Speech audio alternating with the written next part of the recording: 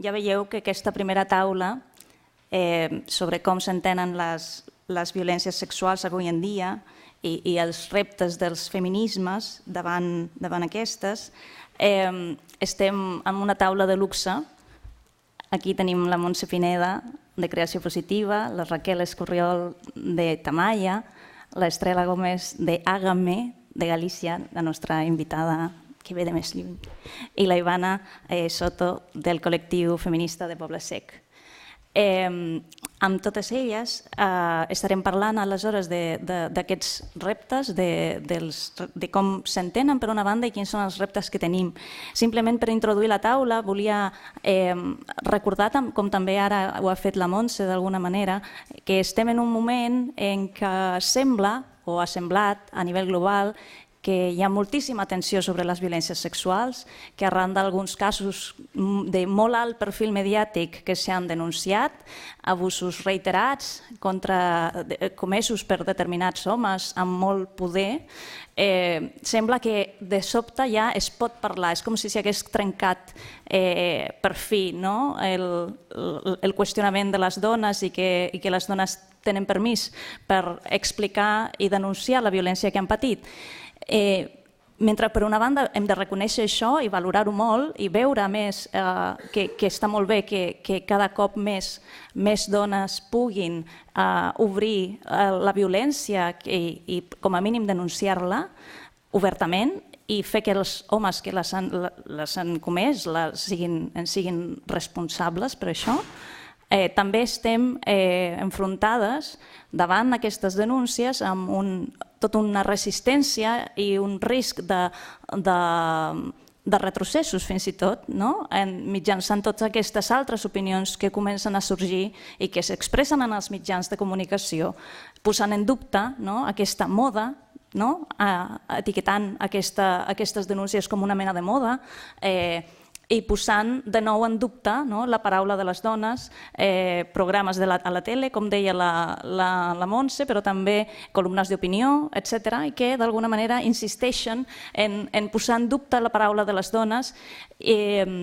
Aquest cap de setmana, em sembla, ha hagut, no sé si comença ara, però molt aviat comença un festival sobre cinema i drets humans a Barcelona, on es projectarà un documental que insisteix en aquest punt que és un documental sobre els homes víctimes de la llei de violència de gènere, en aquest sentit entenent que els homes són víctimes de la llei de violència de gènere, i es projectarà a un cicle de cinema sobre cinema i drets humans.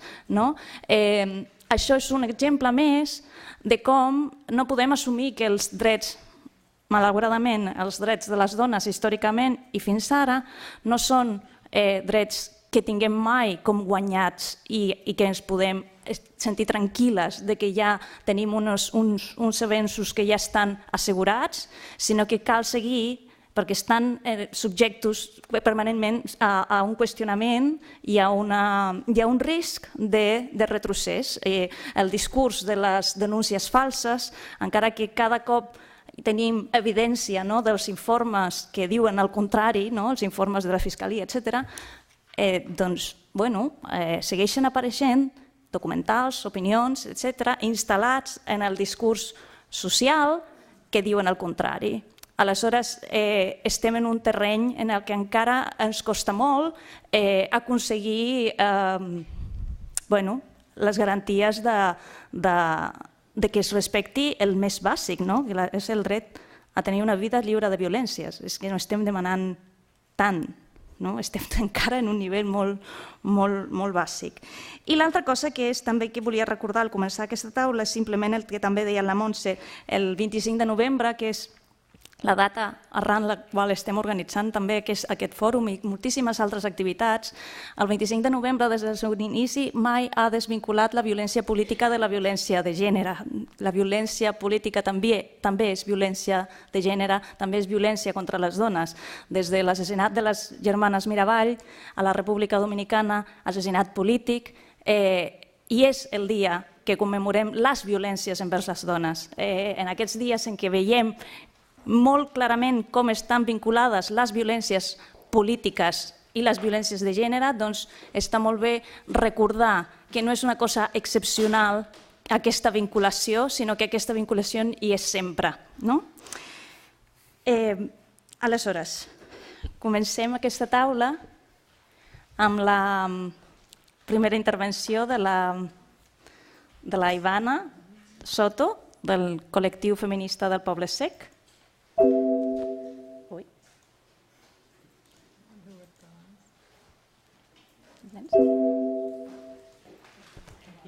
Sí. Està aquí? Igual ja està oberta? No hi ha una altra. Vaja. Doncs posa-la una altra cop. Perdoneu.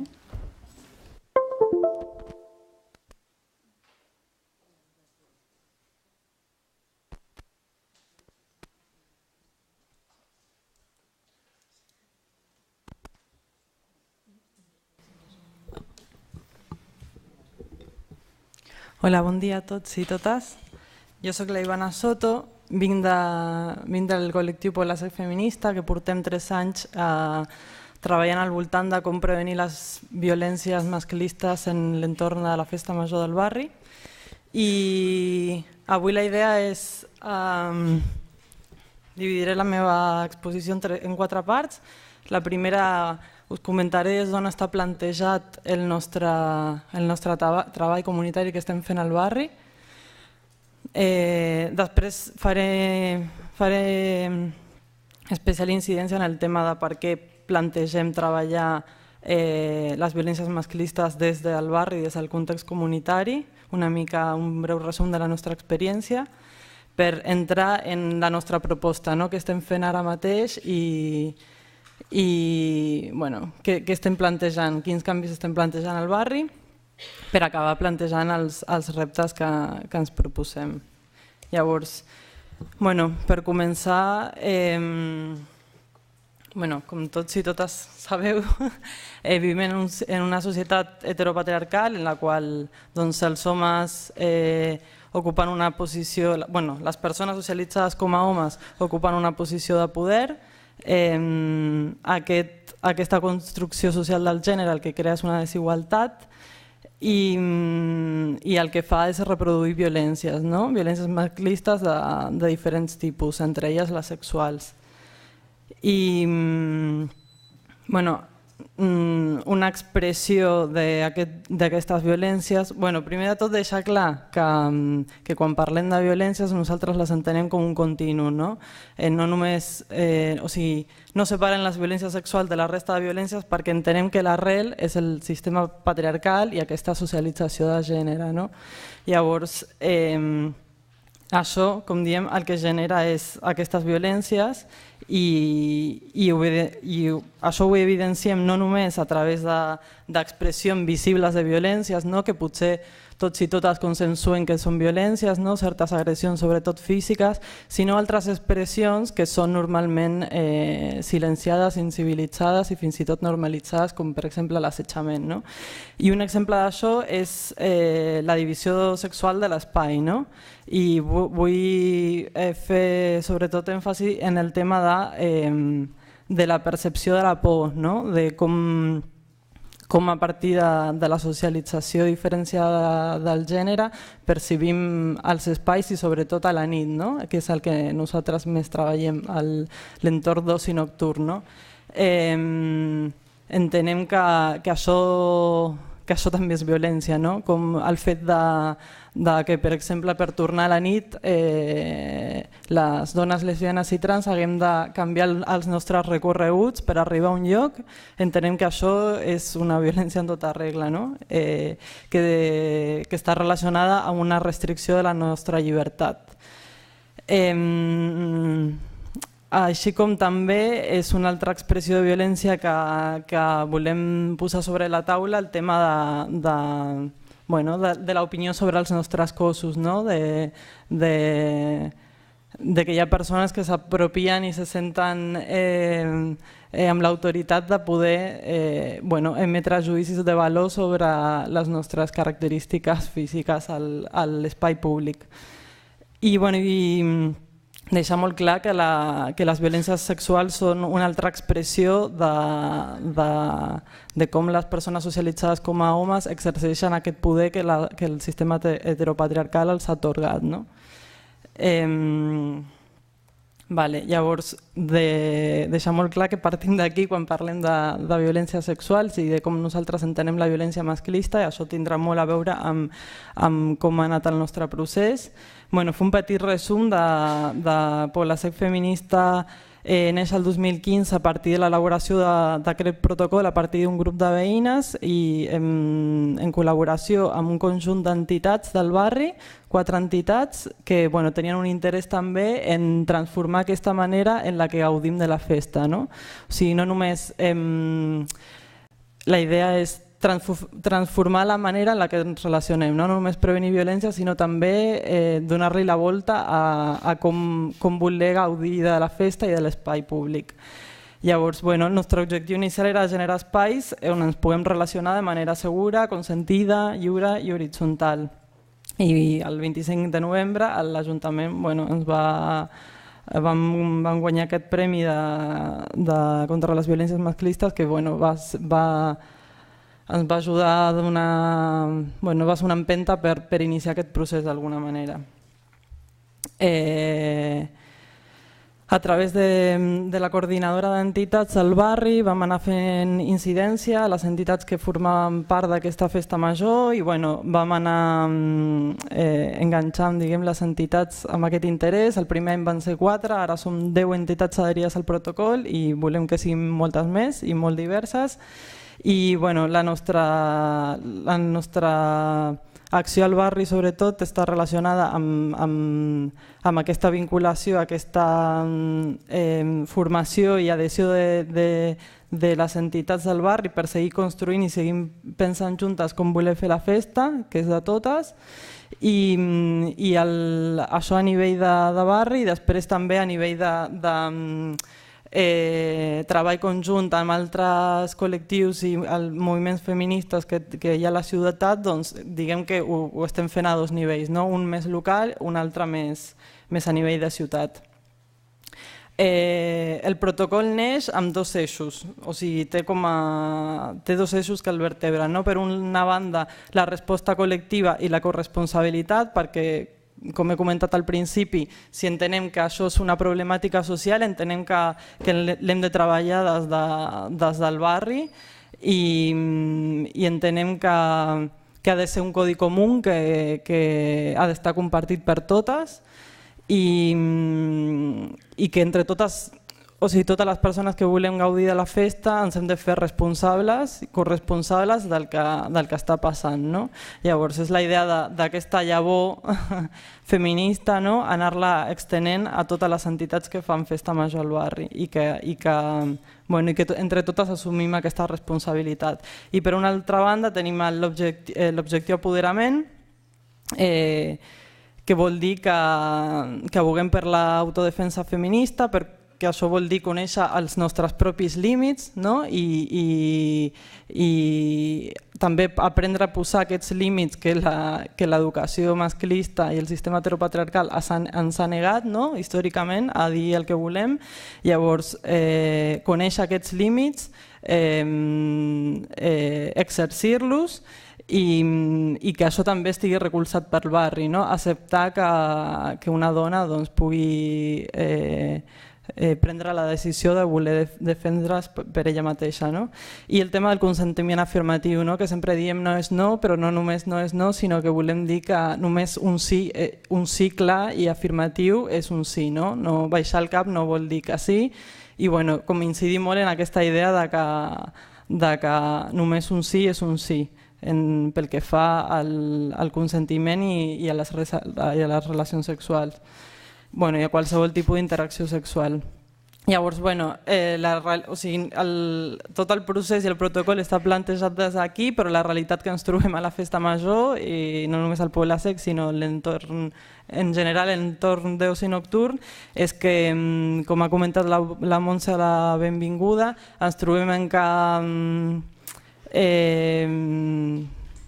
se segueix culpabilitzant i victimitzant a les dones quan parlen de violència sexual, se segueix parlant de com anava vestida, de per què anava per aquell carrer tan fosc i tot aquest tipus de comentaris. Llavors, això en el context d'oci festiu a sobre s'agreuja més, perquè entren també altres factors com és el tema de les drogues, de l'alcohol i altres tipus de drogues, i a més el tema de... Nosaltres en concret treballem amb entitats que són conjunts de persones que molts d'ells són companys de col·lectiu, d'agrupació i fins i tot són amics. Llavors també la dificultat de treballar amb grups de persones que reconeixen la dificultat que representa el fet que dins d'una pròpia entitat puguin sorgir aquests tipus de situacions i com abordar això. Llavors, dins del que són les violències sexuals, pensem que estem anant molt a l'arrel, en el sentit que anem allà on està passant. Llavors nosaltres aquest any el que hem fet és proposar una sèrie d'idees per afrontar això i per no només proposar, donar una resposta reactiva com és un protocol, que està molt bé, però que al fin i al cap és un instrument que ens serveix, que ens guia, però és una eina reactiva d'alguna manera. Llavors el que volem també és ser proactives i proposar idees que ens facin replantejar-nos la manera en la que pensem la festa. Llavors el que hem fet és dividir aquesta proposta en 4 blocs, que són la formació i la sensibilització, la distribució de l'espai, la programació i la comunicació. Llavors, quan parlem de formació i sensibilització estem parlant d'organitzar espais de debat per reconèixer aquesta necessitat, per reconèixer quina és l'arrel del problema i per tant quina ha de ser, com ens posicionem, com identifiquem situacions d'agressions, parlar de límits i consentiments i fins i tot fer roleplayings de practicar aquest tipus de situació, com actuem davant d'això, i en aquests espais la idea és arribar que les persones que formen part d'aquests col·lectius arribin a consensos per saber com s'afrontaran a aquesta situació. I és molt important que la metodologia que fem servir sempre és vivencial. Després, en quant a espai, algunes propostes són tenir molt en compte com passar d'una distribució de l'espai androcèntrica que no té en compte certes necessitats, com per exemple la quantitat de lavabos, on posem els típics policlins de la festa, si els posem en llocs molt allunyats, on les dones, sobretot que tenim més necessitat, potser hem de fer recorreguts que no ens agraden, estar apartades de la festa. Llavors, tot aquest tema d'on posem els espais, quin tipus de senyalització fem servir, on posem el punt d'informació si està ben senyalitzat i la importància de tenir un espai de descans. Sobretot si fos el cas d'atendre alguna persona que s'ha sentit agredida, però també en general tenir un espai de descans pel tema de ja també començar a pensar en el tema de les cures. Com programem en perspectiva de gènere? Doncs integrant a tots els públics, pensant en totes les edats, en totes les diversitats, en els diferents tipus de necessitats, posant altres representants als escenaris, altres, no només dones, sinó també dones amb diferents característiques, orígens, pel tema de representar la diversitat cultural. I plantejar-nos el tema de quins rols hi ha dins de cada entitat, qui fa cada activitat pel tema de trencar els típics rols de gènere. I quan parlem de comunicació, de com transmeten tota aquesta informació, no només parlem del llenguatge verbal, sinó també de quin tipus d'imatges, de colors. Si diem que l'objectiu nostre és l'apoderament, doncs que això sigui també comunicat a través dels mitjans que fem servir, que sigui una comunicació positiva, que fomenti la complicitat, el recolzament, lemes com no estàs sola, si sola no pots, juntes ho podem tot, no? Aquest tipus de missatge que el que fan és aquest sentiment de col·lectivitat. Reptes, molts. Per una banda, a nivell de transformació social feminista, el tema de la no normalització de l'assetjament, que molts cops quan fem tallers parlem de situacions que vivim quotidianament i a través d'aquestes experiències compartides ens adonem que ens hem acostumat a viure amb això, i que potser no ens hem adonat que era una expressió de violència. El tema de com anem transformant tot aquest imaginari al voltant de la festa. Com ja he comentat, que l'oci nocturn és un àmbit molt complicat, en el sentit que es barregen factors molt diferents, que de vegades és com difícil d'aterrar, i la corresponsabilitat social en el sentit que fer entendre que és una cosa que ens afecta a totes i que entre totes ho hem d'afrontar. A nivell del nostre procés comunitari del barri, el tema de la implicació dels diferents col·lectius i persones que en formen part al procés, de vegades és difícil enganxar sobretot quins tipus de perfils i de col·lectius que potser no se senten interpel·lats amb aquest tema. Però ens plantegem seguint estenent aquest procés al barri, això implica més entitats i més diverses, i la dificultat que he comentat abans de també acompanyar aquest procés que s'està generant dins de les entitats, no només quedar-nos amb el tema de la festa major, que d'alguna manera és una mica una excusa per treballar coses més profundes. Llavors també la dificultat de com fer aquest acompanyament a totes les dinàmiques que estan sorgint en paral·lel amb aquest procés. I a l'hora que ens plantegem reptes també pensem que, per exemple, el tema de formar persones adultes en aquest tema i en un entorn com tan proper, que és on nosaltres vivim i on nosaltres ens relacionem, pensem que és una gran oportunitat, sobretot grups mixtos, perquè sí que a l'hora que una entitat s'adhereix al protocol demanem l'assistència a les formacions com a exigència.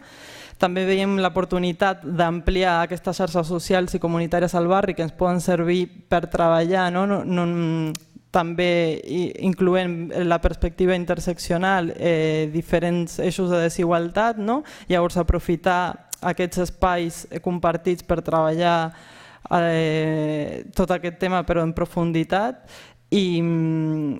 I com la insistència és una gran oportunitat, pensem que la insistència en tots aquests missatges que estem donant per tota la cartelleria, el disseny de l'espai, pensem que és un missatge que va calant i que al fin i al cap que sí que algú s'està despertant i que és una manera de fer més visible aquest tema que és tan invisible en el dia a dia. I moltes gràcies i visca la lluita feminista.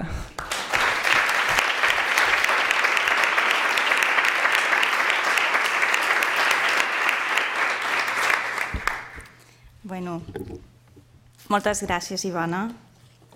Per cert, no he explicat al principi, preguntes, comentaris. La idea és que farem una taula d'intervencions de 15 minuts per tenir força temps per després fer intercanvi, preguntes i tot el que vulguem. Ara presento la Raquel Escurriol, que és coordinadora del programa d'atenció a dones de Tamaia. Tamaia, que a més aquest any està fent 25 anys de feina, d'una feina molt valuosa i de fet fins i tot Tamaia té engegada una campanya una campanya que potser heu vist a les xarxes socials, la que igual explicarà una mica més la Raquel. Ai, perdona, com es posa aquí? Presentació. Ops. Bueno, moltes gràcies, Patsili, i moltes gràcies per poder estar aquí i compartint amb totes vosaltres i amb tots vosaltres. Doncs Com deia la Patsili, fem 25 anys enguany treballant justament per erradicar les violències masclistes i Tamaia des dels seus inicis ha tingut com aquests 3 eixos, no sé si totes ens coneixeu, us convido a entrar a la pàgina web perquè a més farem diferents actes ara al novembre per aquest 25è aniversari i treballem sobretot en 3 eixos que seria l'atenció a dones que han patit violència, la prevenció amb infants i joves i la formació a professionals. I aquesta petita falca publicitària que just aprofitant aquests 25 anys ens venia molt de gust poder engegar un projecte que és fer un taller d'escriptura per dones que han patit violència i que conjuntament puguin fer una expressió dels seus relats i poder fer finalment un llibre, un recull de les seves experiències. I hem engegat aquesta campanya, el Goteo, que us convido que entreu i la feu extensible perquè necessitem tota l'ajuda possible perquè això tiri endavant. I entrant en el que seria el tema d'aquesta taula, jo em volia centrar en el que és la invisibilització de les violències sexuals, perquè, com comentava la Patsili, cada cop és més freqüent escoltar el tema de les violències sexuals des de diferents mitjans, però sí que és cert que continuen, al nostre parer, molt invisibilitzades i sobretot us volia aportar l'experiència que tenim des de les dones que estan sent ateses a Tamaia i des de les professionals amb les que moltes vegades tenim relació. Diríem que l'entrada de dones a Tamaia és a través del telèfon, de l'atenció telefònica i, per exemple, amb aquesta primera demanda, gairebé les dones mai parlen de violències sexuals, anomenen la violència física, la violència econòmica, la violència psicològica, però les violències sexuals no són anomenades gairebé mai com una demanda específica. Després, quan fem atenció a nivell individual, és possible que surti a través d'un treball ja amb la terapeuta quan ja s'ha establert un vincle de confiança i de seguretat. Per tant, veiem que el context és necessari per poder fer expressió també d'aquestes violències que, com molt bé comentava la Ivana, les entenem també dintre d'aquest paradigma de les violències masclistes. Algunes raons del per què pensem que s'anomenen tan poc. Per part de les dones, moltes vegades veiem la poca consciència en el sentit que ens falta molta pedagogia, perquè avui en dia encara el fet de, per exemple, tenir relacions sexuals sense consentiment dins de la parella és entès com una cosa que a vegades està normalitzat i no com un abús sexual o com unes violències sexuals, sinó que d'alguna manera es dona com aquest deure dintre de les relacions. I això no és únicament de testimonis de dones grans, d'edat major, sinó també de noies joves. I per tant veiem aquesta naturalització del que moltes vegades les dones hem d'acabar assumint. Després també tindríem el tema de la vergonya. La vergonya perquè, com ja s'ha parlat abans, hi ha sempre com una ombra de dubte quan una dona pateix violències sexuals, perquè el tema de com vas vestida, el tema de si has estat massa simpàtica, el tema de què hauries d'haver detectat. Per tant, sempre veiem que la responsabilitat recau en nosaltres. Nosaltres ens en sentim i ens fan sentir responsables. Per això també està molt bé que, per exemple, tot el que està passant a Hollywood, que a poc hi ha dones que es van sentint més empoderades per poder denunciar i que són cregudes, però clar, això no ens pot fer oblidar que realment la credibilitat de les dones està posada en qüestió constantment, i això totes ho sabem. Després, quan parlem també de les relacions de parella, estem en un marc en què continua havent una desigualtat de gènere important, que moltes vegades, d'alguna manera, com dèiem abans, assumim, i podem acabar consentint certs abusos, consentint entre cometes, i poso les cometes perquè, com ha comentat la companya del col·lectiu feminista de Poble Sec, el consentiment és quan una dona diu que sí, no quan hi ha una falta de no. però com per exemple hi ha moltes noies joves que ens parlen del xantatge, de la pressió psicològica, o per exemple quan hi ha relacions de violència és un mecanisme de les dones de defensa per poder aturar l'escalada de violència. I les dones ho viuen amb molta culpa, però és la manera com a vegades aconsegueixen poder frenar aquesta escalada d'agressivitat. Després tindríem el tema de la por. La por a reconèixer-ho, perquè les violències sexuals toquen directament al cos, a la nostra corporalitat. És com estem configurades, com sortim al món, com ens veuen les altres persones. I per tant, les violències sexuals són viscudes moltes vegades com si t'haguessin robat alguna cosa, com si haguessin pres alguna cosa de la teva pròpia identitat, sense permís. I encara que no anem amb una etiqueta, moltes dones anomenen com s'hi senten, com si portessin aquesta etiqueta i de com es pot superar això. La Montse Vilà anomenava l'assemblea feminista de violències masclistes que es va fer ara a l'octubre i justament un dels temes que sortia era el tema de l'estigma i com aquest estigma està travessat per totes aquestes altres factors que hem anat anomenant, de la vergonya, de la por, de no ser realment coneixedora si això és un abús, si estàs exagerant, si tens dret a posar límits a això. Això serien alguns aspectes en relació al treball amb les dones.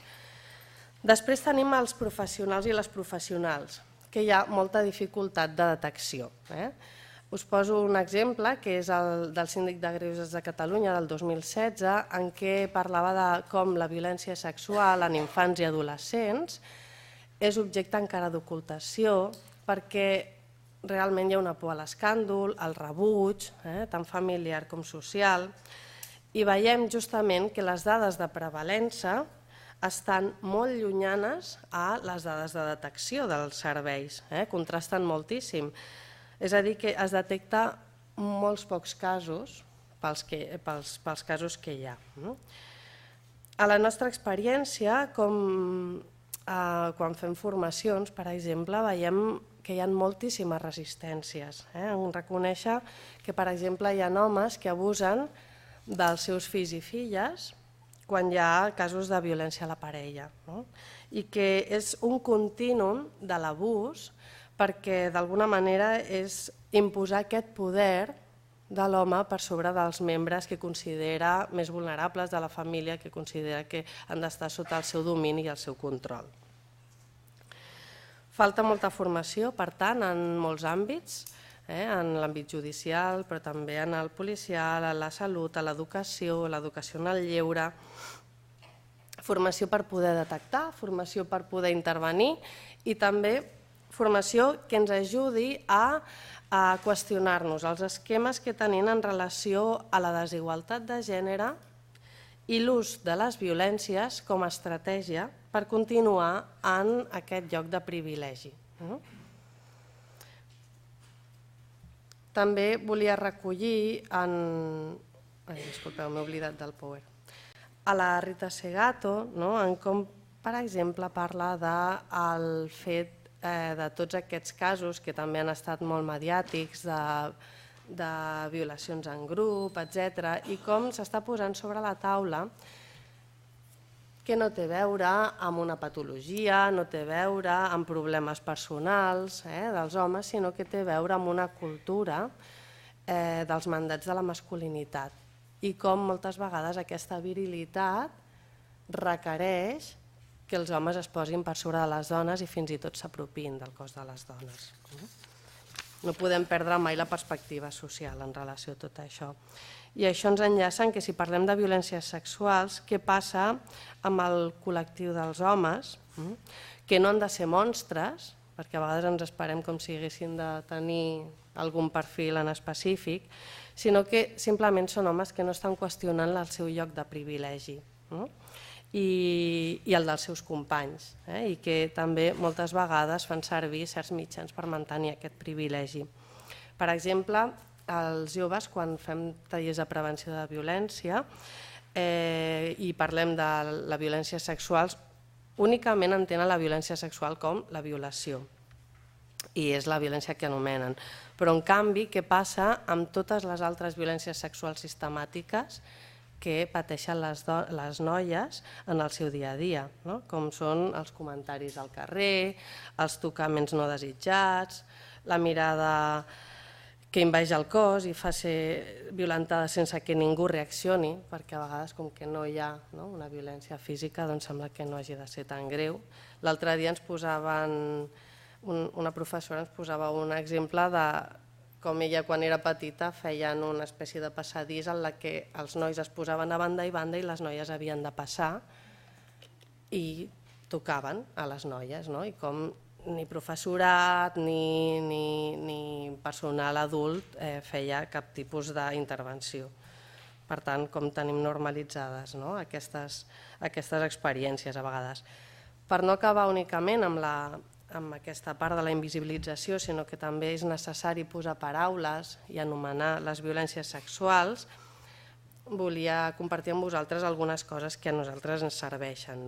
Una és el donar-se compte i els feminismes com a eina justament que ens ha ajudat a moltíssimes, que ens hem donat compte que hem estat víctimes d'abusos sexuals quan hem començat a poder posar paraules, a posar nom a experiències que hem viscut al llarg de la nostra vida, experiències de les quals ens havien fet nosaltres responsables perquè suposava que havíem trencat alguna norma social. Aquí, per exemple, podem veure la campanya aquesta del Me Too, com ha fet emergir les experiències de moltes dones i que, per tant, també veure que és algo col·lectiu i no individual ajuda a poder posar aquest nom i a poder superar aquesta violència, aquesta vergonya i aquesta por. Després també ser conscients que és un procés, perquè fins que no estàs preparada hi ha molts efectes de l'abús sexual que són visibles, però en canvi hi ha records d'aquest abús sexual que estan com amagats en un calaix del cervell. La ment és molt... té la capacitat de supervivència i a vegades no ens deixa que ens emergeixin certs records fins que no estem preparades. I aquesta és la nostra experiència amb les dones. Després de fer un treball de recuperació en el temps, quan les dones estan més enfortides, comencen a emergir records d'abusos sexuals a la infància, fins i tot d'episodis d'abús sexual amb la parella, però que fins ara no estaven preparades. I després també el fet que ser conscients de la violència sexual ens pot ajudar a reapropiar-nos de nou del nostre cos, per superar també aquesta estigmatització, sense oblidar la corresponsabilitat social, però sí que el poder treballar des de la perspectiva feminista, des d'una perspectiva de gènere i des d'una formació especialitzada ens ajuda a aquesta reapropiació. I acabo aquí per donar espai al debat. Moltes gràcies.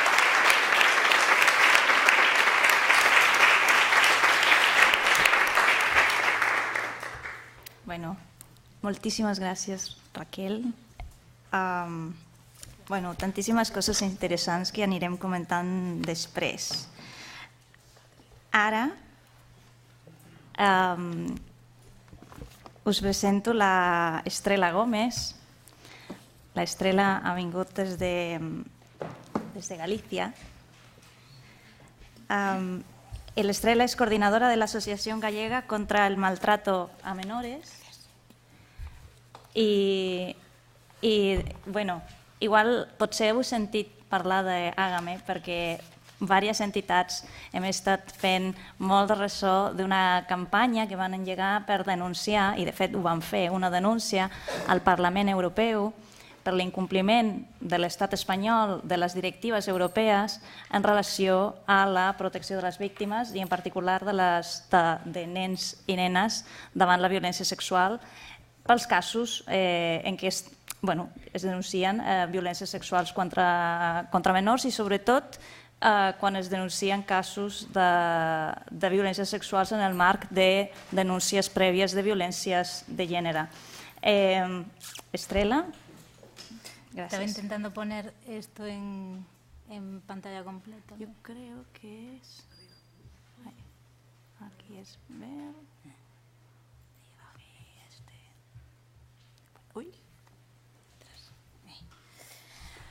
Buen día. Me da muchísima pena no poder expresarme en vuestro idioma, que veo que cuidáis muchísimo, sobre todo en este contexto político que estáis viviendo, pero que estamos viviendo, que compartimos en otros países próximos, ¿no? Yo voy a hablar, en primer lugar, creo que es muy importante que explique por qué una asociación de derechos de infancia, como es la asociación a la que yo pertenezco, pues tiene un espacio en un foro como este en el que se habla sobre violencia de género, ¿no? En primer lugar, pues esto me pareció muy interesante lo que dijo Raquel sobre que la violencia sexual que se comete contra niños y contra niñas no es tanto una cuestión de inclinación sexual como una cuestión de poder, de control sobre la familia, ¿no? Yo voy a hablar sobre una forma concreta de violencia que se comete simultáneamente sobre niños y niñas y sobre sus madres, es decir, es necesaria la relación de una relación materno-filial y es sobre esa relación sobre la que se ejerce la violencia. Y además es una forma de violencia que se ejerce desde los aparatos del Estado, ¿no? Desde las instituciones. En primer lugar, pues necesitamos conocer qué es exactamente el abuso sexual, dónde se produce, y a pesar de diversos clichés que no se corresponden con la realidad sobre lo que es la violencia sexual hacia niños y hacia niñas, pues, y sobre las características de la víctima y las características de los agresores, debemos decir que el abuso sexual es imposible de reconocer en base a características de agresores y de víctimas, quizás sí en los indicadores conductuales de los niños y de las niñas sometidas a violencia, pero no en los agresores, porque son personas absolutamente, digamos, normales, que no tienen características específicas, ¿no?, de comportamiento reconocibles en la mayor parte de los casos. Entonces es una violencia que es muy invisible, ¿no? Por otra parte, la otra característica fundamental del abuso sexual contra niños y contra niñas es que se produce en el ámbito familiar. Entonces, y cuanto más cercana es la relación de la víctima con su agresor, mayores van a ser las dificultades de la víctima, pues, para poder escapar al control que hay sobre sus cuerpos y sobre su voluntad, de tal manera que esto pueda salir fuera de este medio del secreto familiar, ¿no? Entonces, este es el contexto en el que nos movemos. Y el otro elemento muy importante que la justicia niega constantemente es el hecho de que el abuso sexual, por esa característica de ser intrafamiliar y de no producirse de manera repentina, y sí que es violento, pero no violento físicamente, sino que es, digamos, pasito a pasito ir aumentando el nivel de violencia, no vamos a encontrar signos físicos de violencia sexual de forma inequívoca. Sí que podemos encontrar lesiones, pero los equipos forenses rápidamente, es una cosa increíble, como a la mínima posibilidad de que haya otra explicación para una lesión en genitales o en zona perianal o anal, la van a destacar. Y sabemos que en caso de duda prevalece el derecho del reo, ¿no? Este es el contexto terrible al que tienen que enfrentarse niños y niñas ante la justicia española, ¿no? Entonces nos encontramos con que realmente la única prueba de cargo que puede haber en la justicia contra un agresor sexual hacia niños y niñas con los que tiene relación familiar va a ser su testimonio, el testimonio del niño o de la niña, ¿no? Y este es un testimonio muy maltratado por las instituciones. hay una serie de principios que se nombran como justicia adaptada a la infancia, que están reconocidos internacionalmente a través de varios instrumentos. Aquí hay algunos, por ejemplo. Esta es la directiva del Parlamento Europeo sobre la lucha contra los abusos sexuales. Y ahí tenemos, pues, básicamente los elementos que son clave para el enjuiciamiento de los casos de abuso sexual, siendo respetuoso con esos niños y con esas niñas, con dos intenciones. Por una parte, que el proceso no cause un daño excesivo a unos niños y niñas que ya están dañados por su experiencia, y por otra parte, para facilitar que la prueba sea válida. Esto es muy importante. Es decir, si no se cumplen estos puntos que están aquí, pues por ejemplo, si se tarda mucho en escuchar a una víctima, estoy hablando de meses, por ejemplo, una niña de 4 años a la que tardan 9 meses en permitirle contar qué ha pasado, es una locura. Es decir, no va a poder, y después le preguntarán quién estaba en la habitación y por qué no estaba tu abuela y dónde, qué dijo fulanito y qué hacía el otro. Es decir, le van a preguntar un montón de cosas que no va a saber responder porque han pasado un montón de tiempo. Que no se haga la entrevista a través de expertos, de personas realmente capacitadas para hacer esa intervención. Pues, por ejemplo, niños y niñas, pues, a las que se les trata como si fueran culpables de algo. Y esto es algo que sucede constantemente. Los niños son, ante los equipos forenses, estoy generalizando, siempre puede haber personas que se tomen su profesión de manera,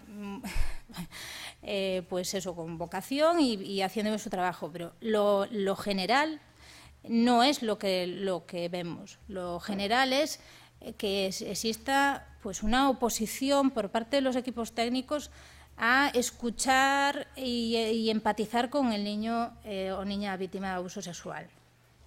Entonces, en esas condiciones, personas que no saben, que no hacen las preguntas adecuadas, pensando en la edad de esos niños, si son, por ejemplo, a un niño pequeño de 5 o 6 años, preguntarle que diga exactamente cuándo pasó, eso es imposible, no lo va a poder decir. No va a poder decir si fue el año pasado, hace 6 meses, no lo va a poder decir. Entonces, preguntarle eso le va a crear mucha confusión. Y esto se hace, ¿no? Constantemente, por poner un ejemplo, ¿no? Después, el otro problema que tenemos es ¿dónde se hacen las entrevistas? Las entrevistas se hacen, por lo menos lo que conocemos en Galicia y lo que sabemos por otras asociaciones en otros puntos del Estado, es que se hacen en los despachos absolutamente tristes de los juzgados. Los niños tienen que atravesar por los túneles de seguridad, ven los uniformes, se cruzan con situaciones que hay en los pasillos. Es decir, no hay absolutamente ninguna precaución para que esos niños y esas niñas lleguen a la situación de la entrevista y que esa situación sea amable, ¿no? Que no se repitan interrogatorios. Esto es muy importante. Bueno, ya no deberíamos de llamarle interrogatorios porque es una recogida de testimonio, pero la realidad es que los niños y las niñas no declaran una vez. Declara, decir, se lo cuentan al médico o al equipo forense no especializado en absoluto, porque es un médico forense, es decir, un médico que se ha hecho una oposición y le han dado una plaza en el equipo forense de turno, no es para nada especializado en entrevista a niños y sobre todo no a niños pequeños. Se lo tiene que contar al médico forense, posteriormente se lo cuenta a un psicólogo, pasados 6, 8, 9 meses se lo cuenta al equipo forense y si por casualidad el procedimiento no se ha muerto ya, que lo más probable es que se haya muerto ya ahí, pasado el tiempo que sea, declarará ante una sala, ¿no? Entonces, esto es una barbaridad. Es someter una y otra vez a los niños y a las niñas a revivir una experiencia, ¿no? Y bueno, ya 2 cosas que son absolutamente, vamos, que no las prevé nuestro nuestro ordenamiento jurídico, que es que sean las mismas personas las que entrevistan a los niños y a las niñas, que esto no se hace, y que la víctima puede estar acompañada. Y esto no es que no se haga, es que se impide directamente, ¿no? Vale, y esta es la otra directiva que sería de referencia, que es la que tiene que ver con el Estatuto de la Víctima, ¿no? Que vuelve a decir un poco lo mismo.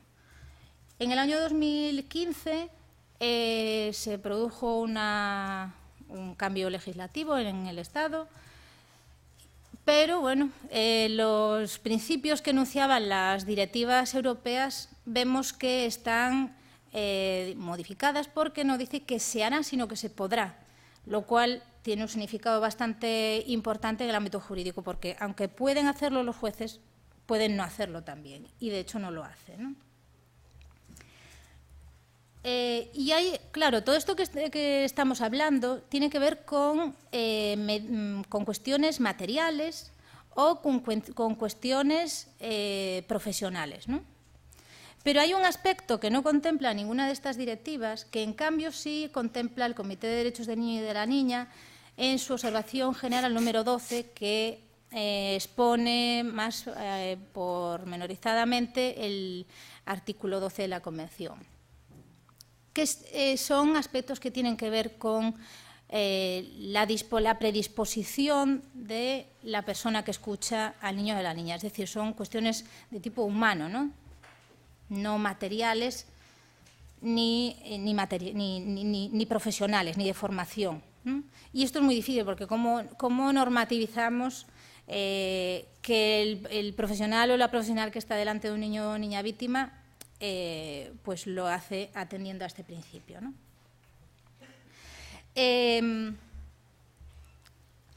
Y entonces tenemos un documento que nos aclara qué dice las instituciones del Estado español con respecto de la actitud que deben de tener las instituciones cuando escuchan a un niño o niña víctima. Bueno, en principio esta circular de la Fiscalía General del Estado pues enuncia una serie de principios, todo es muy positivo, bueno, está muy bien. Pero llegamos al punto 9 y habla sobre la valoración de la declaración del testigo menor. Y esto es lo que dice. Bueno, he hecho un recorte, ¿no?, para no poner todo. Y entonces en este texto vemos claramente que la Fiscalía lo que está exponiendo es una cuestión que tiene que ver con una ideología. Es decir, lo que se habló con anterioridad en esta mesa, que es la duda sistemática con respecto de las denuncias que presentan, y por mucho que aquí no pongan género, estamos hablando de las denuncias que presentan mujeres contra sus parejas, ¿no? Hay que tener en cuenta que el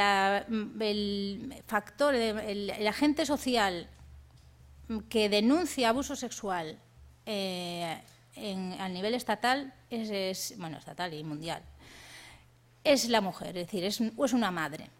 Y esta directiva, pues cuando habla del móvil de resentimiento o de circunstancias personales y de extremar las cautelas, por si acaso hubiese otros intereses, está arremetiendo contra esas mujeres que denuncian abuso sexual. Bueno, en este contexto, en el que no se ha escuchado bien al niño o a la niña, es decir, se ha tirado su testimonio, no se ha permitido que esa prueba se realice porque no se han creado las condiciones idóneas. A pesar de todo, los niños y las niñas víctimas lo cuentan porque quieren buscar soluciones, es decir, ellos quieren salir de esa situación. Entonces lo cuentan, a pesar de todas las trabas que se le han puesto. Y entonces entra esta ideología que tiene que ver con el que conoceréis, el supuesto síndrome de alienación parental, las falsas denuncias, el falso recuerdo, es decir, toda una serie de vocabulario que tiene que ver con esto, ¿no? Hay una cosa que quizá no se conoce suficiente, es que llegados a este punto, el niño o la niña que ha declarado y no le han creído, no le han escuchado, en base al derecho es decir, el transformado en derecho de su padre, pero que en origen es su derecho a relacionarse con ambos progenitores y que se ha convertido en el derecho del progenitor a relacionarse con ese niño, con esa niña víctima, es ejecutado de manera brutal por las instituciones. Voy a poner solamente así algunos casos que han pasado por nuestra asociación. En Murcia, una niña de 4 años ha sido separada por 2 veces durante periodos de 6 meses. En la primera ocasión porque su madre denunció abuso sexual y no la creyeron. Y en la segunda ocasión porque la madre, dice el texto, no ha asumido la situación, es decir, porque no se arrepintió de haber denunciado abusos sexuales. Y esa niña ha perdido a su madre durante 12 meses y no sabemos qué va a pasar a continuación. En Logroño, una niña un poco mayor, ya de 10 años, será obligada a un régimen de custodia compartida y está siendo sometida a terapia porque no la acepta. En Galicia, 2 niños de 8 y 10 años han sido propuestos por el Instituto de Medicina Legal que sean ingresados en un centro mientras no aceptan visitar a su padre. Las mujeres se les ponen multas, se les somete a procedimientos penales por desobediencia, se les posteriormente, como el caso de María Salmerón, se les intervienen los medios materiales, el coche, la casa. Por lo tanto, es un asunto plenamente que tiene que ver con la violencia contra la mujer y no solamente, no exclusivamente, un tema de violencia sexual contra niños y niñas. Es decir, podemos decir que son 2 temas que están completamente engarzados y que es imposible desunir en este punto concreto. Nada más, muchas gracias.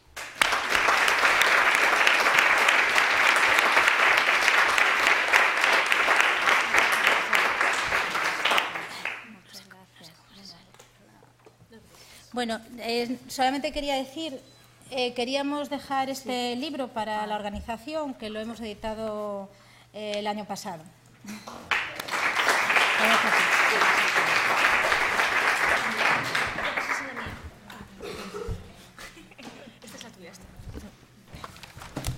¿Y tu nombre? ¿Y tu nombre? Son muy importantes.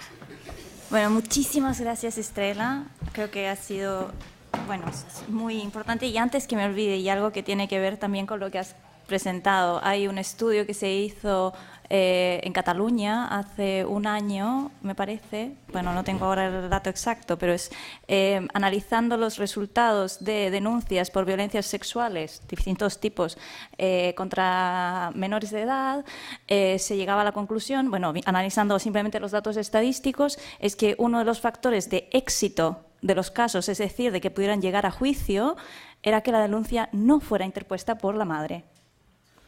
Es decir, cuando la denuncia la ponía otra persona, hombre, el padre, el profesor, etcétera, pues ahí había más posibilidades de éxito que cuando la denuncia lo que habla precisamente de lo que tú estás diciendo. Bien, cerramos esta primera parte de las presentaciones con la presentación de Montse Pineda, a quienes muchas de vosotras ya conocéis, es coordinadora de incidencia política de Creación Positiva, que no tiene 25 años aún, solo 12, pero vaya, 12 años de bastante trabajo también, haciendo formaciones en violencia sexual, etcétera. Así que muchas gracias, Montse. Tenemos más de 12. 12 era... te he engañado, solo de formaciones. ¿Formaciones? ¿Cuánto en total? Deja, que me vas a decir los años al final míos. Estoy muy contenta, a pesar de que es jueves y a pesar de que hoy... lo voy a decir muy en español, ¿vale? Sí. Estoy muy contenta de estar aquí porque también me da la oportunidad de poner valor a lo que significa que lo personal es político, ¿no? En estos momentos hay algunas compañeras que están también jugándose muchísimas cosas. Está Karma y está Ana. También hay otras compañeras que en estos momentos están no en la Audiencia Nacional, ¿no? Pero que pueden tener el mismo camino que el resto de compañeros y de compañeras, que están detenidos por defender el derecho a la autodeterminación. Independientemente de lo que pensemos sobre la República Catalana, independientemente de lo que pensemos sobre el Estado, sobre el mal llamado Estado de Derechos, que como hablábamos siempre con Patxili, nunca es que hubiera estado mucho conceptualmente de Estado de Derechos con el tema de la separación, pero en este caso está clarísimo que no es así, ¿no?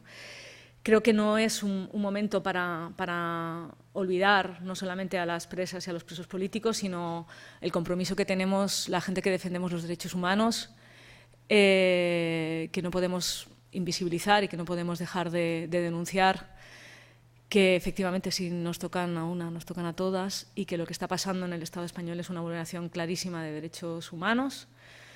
Insisto, independientemente de lo que pensemos, porque lo que pensemos precisamente es gracias a ellos.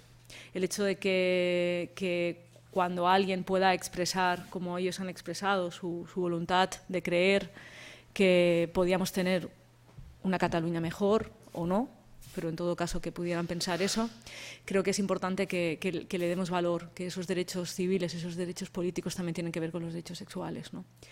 El hecho, como antes comentaba Montse, ¿no?, de que se pueda denunciar a una alcaldesa por poner en evidencia que hubiesen situaciones de agresiones sexuales, nos dice también, ¿no?, que el Estado está reprimiendo a todas nosotras, ¿no?, a todas independientemente, insisto, de lo que pensemos. Con lo cual, en español y en català, fora les forces d'ocupació i llibertat per presos i preses polítiques. Gràcies.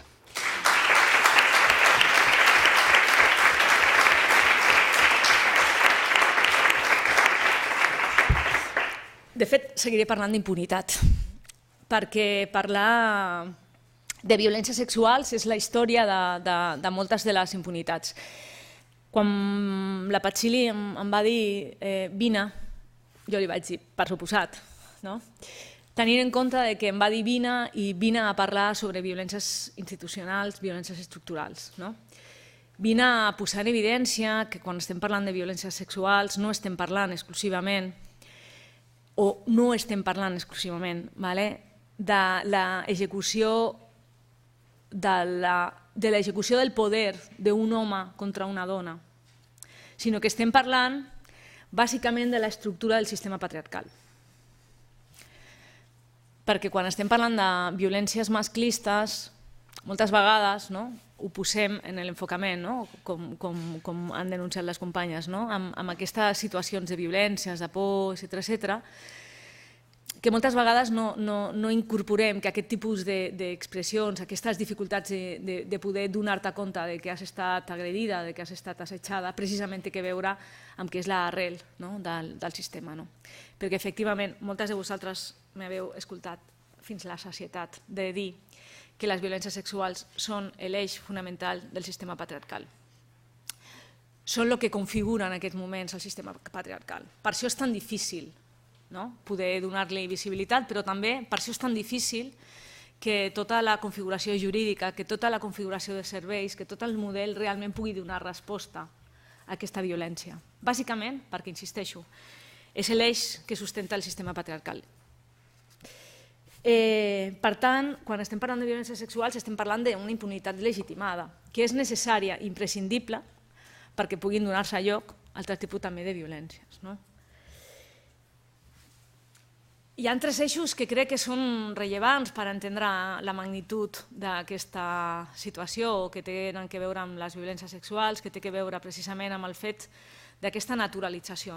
Les companyes plantejaven que la violència sexual no és solament un exercici individual, que estem parlant d'una estructura, que estem parlant d'una violència estructural masclista, i la principal estructura és aquesta normalització a través d'un procés que és la naturalització. Quan parlem de normalització, moltes vegades ens porta a pensar que aquests elements estan incorporats quasi en l'ADN dels homes i de les dones. És un procés que moltes vegades pensem o creiem que tenen que veure amb la no possibilitat que hi hagi un canvi, que no tingui que veure exclusivament amb posicions punitives o que les dones fem o estructurem posicions d'autodefensa, sinó que realment no existeix, és inevitable. I aquesta inevitabilitat de les violències o d'algunes de les manifestacions de les violències precisament té que veure amb aquesta idea de que les violències estan en un àmbit de la naturalesa. Podem pensar que això és una cosa que té que veure amb el quotidià, amb els joves i les joves que nosaltres anem a fer tallers, però això també està en les nostres lleis. Està basat o està impregnant el Codi Penal, de tal forma que el com definim fins i tot alguns dels delictes té que veure precisament amb aquesta naturalització. Em fa una mica de vergonya tindre la Patxili al costat i poder parlar sobre això quan ella és una de les persones que també ha sigut una de les persones més importants que ha estat reflexionant sobre el que us estic explicant. Però hi ha elements rellevants també que tenen que veure amb la impunitat, amb aquesta impunitat que no és solament jurídica, que té que veure amb tots els processos judicials que també estaven jurídics i judicials que també estava explicant Estrela, sinó també amb una sensació d'impunitat quan escoltem els relats de les dones que hem estat agredides o que hem estat assetjades. Aquesta sensació d'impunitat que es dona fins i tot en els entorns més propers, que està molt vinculat amb el tema de l'estigma. Això és violència institucional també, perquè no solament és una qüestió que s'executa a través de les institucions, el fet que els protocols siguin insuficients, que els recursos econòmics siguin insuficients, que el model no existeixi, etcètera, que després parlaré, però sí amb aquesta sensació endèmica de que no hi ha una resposta real a les violències sexuals que m'han pogut passar a mi però que estan passant en el quotidià. Nosaltres a Creació Positiva, quan treballem amb les dones que a més tenen VIH, que estan infectades pel VIH i que treballem amb grups específics i que han patit alguna situació de violència masclista, un dels relats que per nosaltres és més copsador, ens diuen recuperar-me del procés que m'ha posat en risc de viure situacions de violència, recuperar-me de la meva vivència, com deia la Raquel, del com incorporar-me novament a un món que igualment segueix assetjant, que me segueix copsant, que me segueix tractant com un cos, que me segueix etcètera. Clar, això és la impunitat, quan estic parlant d'impunitat institucional. És com fas un retorn, evidentment ho fas des del feminisme, però com fas un retorn a que allò que t'està passant en la vida quotidiana amb la teva parella o amb la teva exparella també té que veure amb aquesta cosificació de la publicitat, però que també té que veure amb el risc de poder anar a un espai d'oci i que també te tornin a agredir o que puguis anar al metro i que puguis tindre un assetjament. Aquestes dificultats d'aquests processos. No us explicaré què fem a Creació Positiva, però una de les coses que hem fet, conjuntament també amb la Patxili i amb altres companyes a lo llarg de la història de Creació Positiva, és repensar els models d'abordatge, i repensar els models d'abordatge significava repensar de què estem parlant quan estem parlant de violències sexuals. Algunes de vosaltres ja m'heu escoltat parlar sobre el volcà i la necessitat de trencar la idea freda de l'iceberg, en el que posem en evidència com les formes o com les anomenades formes de violències masclistes, moltes d'elles estan vinculades amb formes i amb manifestacions de violència sexual, com algunes de les manifestacions de violència sexuals són en realitat violències sexuals i com alguns dels àmbits de les violències masclistes cada vegada estan més invisibilitzats. I per què estan alguns invisibilitzats i per què hem posat en aquests moments el tema de l'oci o el tema d'algunes violències que es donen en espais públics en un lloc principal quan moltes d'aquestes situacions són evidentment més complexes. Amb la qual cosa ja us avanço que una de les qüestions que tenim com a repte i que és imprescindible abordar és la reconceptualització de les violències sexuals. És imprescindible que reconceptualitzem les violències sexuals perquè és imprescindible que la resposta que donem sigui anar a l'arrel d'aquesta violència. I això significa ser molt precises, i utilitzo el tema de la precisió i el tema de la rigorositat quan estem parlant de violències sexuals.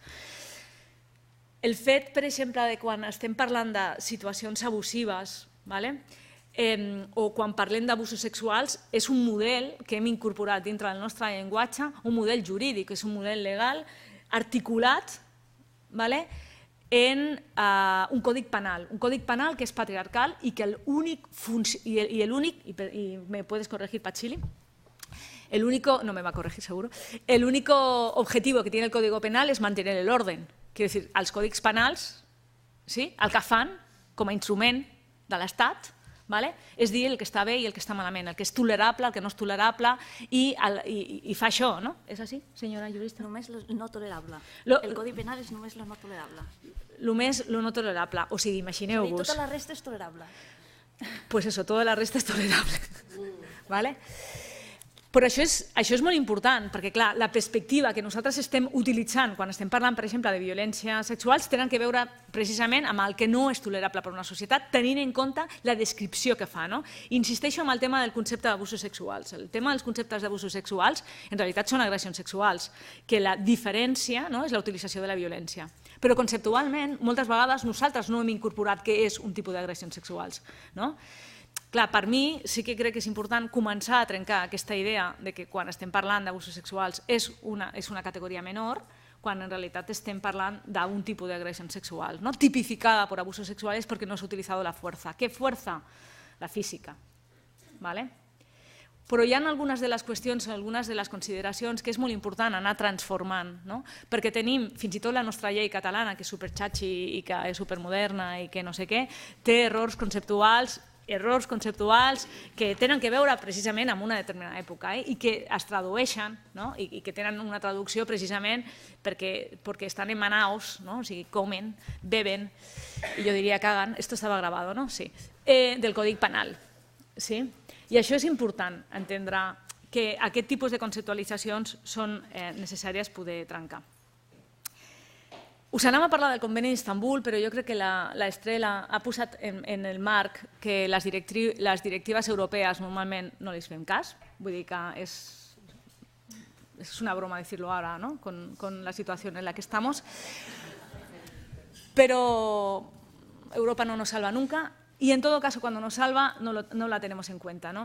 Hi ha una directiva, o sigui, ja està el conveni d'Istanbul, perdoneu, que defineix molt clarament quina seria la línia a seguir, independentment de que sigui una línia que jo crec que precisament la llei catalana ja la va assenyalar fa 10 anys, o quasi 10 anys, però que ens encoratja als estats de drets poder abordar en polítiques públiques en el que ens recorda l'obligació dels estats, que també ens ho havia dit i ens ho segueix dint la CEDAW. No entrant en el detall, perquè sí que crec que és important i té que veure amb aquesta violència institucional, que l'Estat i, per tant, totes les estructures que té l'Estat, això significa les comunitats autònomes, aunque estén oprimidas 155, bla, bla, o las que no todavía están oprimidas però lo estaran, o també els municipis. Ho dic perquè també els municipis tenen aquesta obligació i jo crec que és important, en el que hi ha unes obligacions en matèria de prevenció, hi ha unes obligacions en matèria d'investigació i sancions, hi ha obligacions en matèria de reparació. Però a nosaltres el tema de les obligacions sembla ser que no ens va bé solament en algunes de les situacions. Con lo qual, la meva exposició d'avui era posar-vos en evidència una cosa que vam fer el 7 de juliol del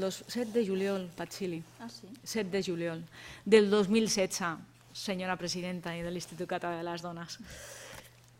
El 7 de juliol del 2016, o sigui, un any i uns quants mesos. Nosaltres ens vam presentar un estudi, 2 estudis, 3 estudis, esto parece una broma però no lo és, finançat per l'Institut Català de les Dones, que havia sigut en encàrrec de la Comissió Nacional de Seguiment i Coordinació de les Violències Masclistes, que com sabeu és l'òrgan que coordina les polítiques públiques a Catalunya, que incorpora totes les estructures institucionals, i llavors hi havia un grup de treball que ens van fer un encàrrec, gràcies Júlia Vega per la confiança també, ens van encarregar un estudi, en un principi, per fer un anàlisi sobre com estava la situació ja.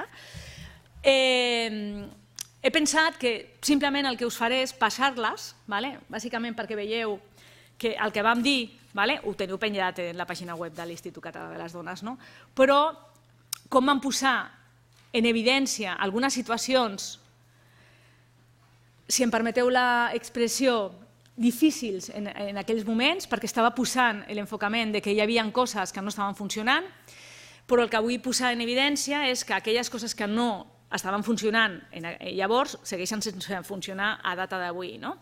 Que la responsabilitat no és exclusivament del 155, que també perquè la greuja, però que hi ha altres responsabilitats que jo crec que serien interessants de poder-les abordar, que tenen a veure no tan sols amb el govern o amb els diferents governs que han pogut estar tant a nivell autonòmic però també com a nivell municipal, sinó amb la base que hi ha per sota, que crec que és del que jo us vull estar parlant i crec que és el que per mi és rellevant. Això era el que t'havia dit, que t'havia agafat... Sí? Vale. Aquestes són les 2 presentacions que les passaré simplement per assenyalar algunes de les coses que va fer en aquest sentit la companya que vaig fer jo en la comissió fa un any i uns quants mesos, en el que hi ha les conclusions del marc jurídic, en el que posava èmfasi sobre les obligacions de l'Estat, senyalava els obstacles que tenim, que són el tema dels estereotips de gènere, el tema de la victimització secundària, que també han parlat de les companyes, el fet que no puguem accedir a una justícia imparcial, el fet del que comentava també la companya, dels avanços cap a la garantia dels drets de les víctimes, els problemes del marc normatiu, la manca d'informació estadística, l'anàlisi de sentències sobre les agressions ens posava en evidència l'èmfasi de les lesions físiques, el tema de l'assetjament, si hi havia algunes innovacions normatives, una altra cosa és aquestes innovacions normatives si estan servint o no, parlava l'anàlisi que havia fet Antígona sobre les dificultats en la interpretació judicial de l'assetjament, amb el tema d'aquest concepte de reiteració, parlava del tema del tràfic dels éssers humans amb finalitat d'explotació, amb el tema de mutilació genital femenines en matrimonis forçats. Faig un parèntesis, perquè no hem d'oblidar no solament que el conveni d'Istanbul, sinó la llei catalana, quan parla de violències sexuals no està parlant d'agressions sexuals exclusivament, està parlant de totes aquestes manifestacions, està parlant d'assetjament sexual, d'agressions sexuals, faig parèntesis, abusos sexuals, en el que aquesta percepció de penal, està parlant de mutilacions, està parlant de trata, està parlant de matrimonis forçats i altres situacions que vulneració de drets sexuals i reproductius, etc. Vull dir que no és o no ens hem de centrar en aquesta perspectiva exclusivament sempre vinculada amb una perspectiva més d'agressions. Algunes de les conclusions rellevants que feia a l'estudi del marc jurídic era la diversitat de situacions en les que ens trobem, aquesta idea que crec que és important i que crec que el fòrum s'intenta abordar sobre la interseccionalitat de les diferents vulnerabilitats, que era necessari marcs normatius específics com el tema de nenes i adolescents. Ja sé que no us ha donat temps, però encara us demano el tema dels 16 anys, la necessitat de fer un canvi normatiu perquè les nenes i les adolescents puguin ser ateses en serveis de CIATS i CIES a normalitats, que faci una protecció. Esto la pobre Nuria me escucha siempre. Decir eso, lo que la pobre Nuria no lo ha hecho, luego le podemos preguntar por qué no.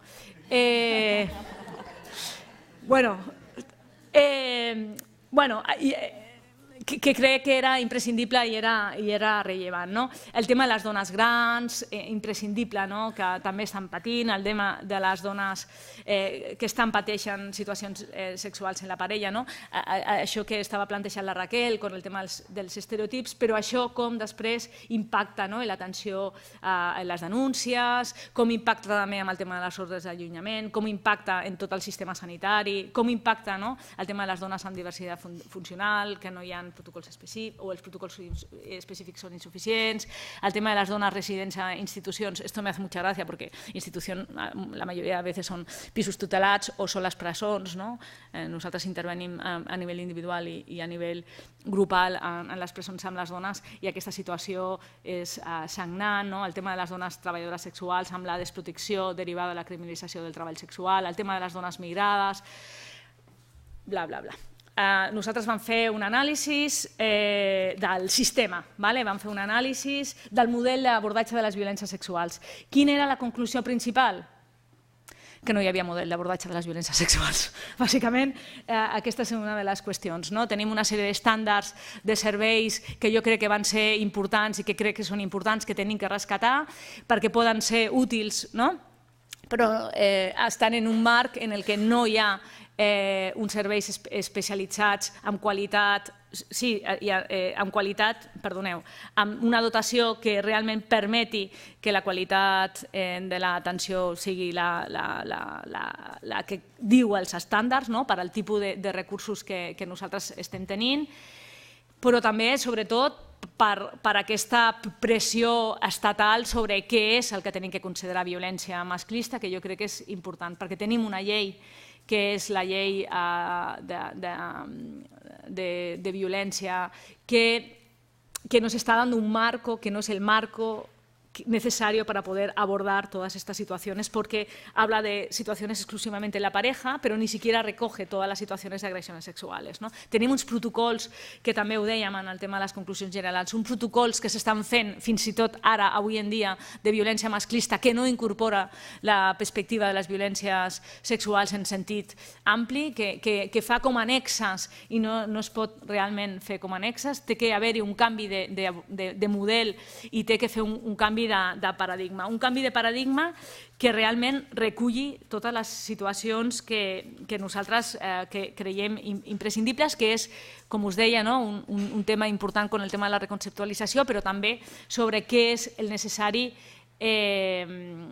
abordar, que és precisament revisar en cada àmbit d'actuació algunes situacions que estan de base victimitzant a les dones. Les conclusions les podeu llegir. Jo vull dir-vos dos coses i amb això vull acabar. El Pacto del Estado, gracias. Quiero decir, gracias, es otro papel más que vamos a poner en un marco, que no està dotat econòmicament, que no té un abordatge real sobre el tema de les violències sexuals en el que faci un canvi substancial, en el que això, per tant, el que farà és més de lo mateix, o sigui, seguirem parlant de violències sexuals en espais, sobretot més comunitaris, però no de com integrem un canvi de paradigma, que crec que és imprescindible. Els 10 anys de la nostra llei que es farà crec que ha de ser acompanyat d'un veritable model d'abordatge de les violències sexuals. Crec que és necessari.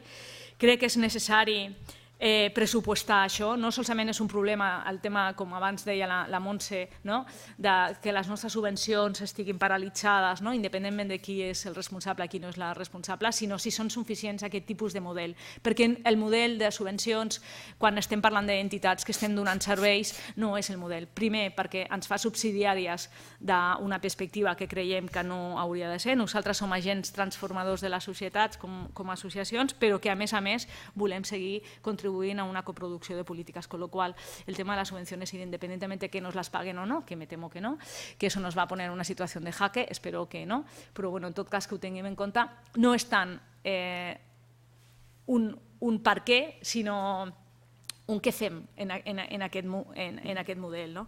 Vull denunciar, y con esto ya acabo 2 veces, vull denunciar algo que crec que és imprescindible. No todo vale en el abordaje de les violències sexuals.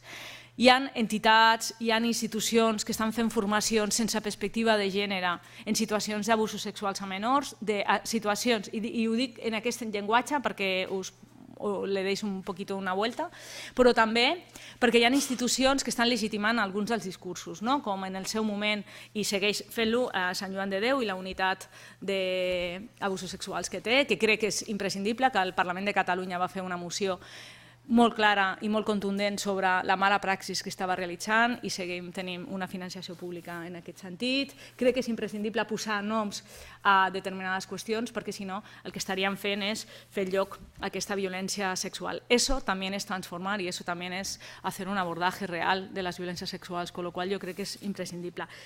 Y ya está, gracias.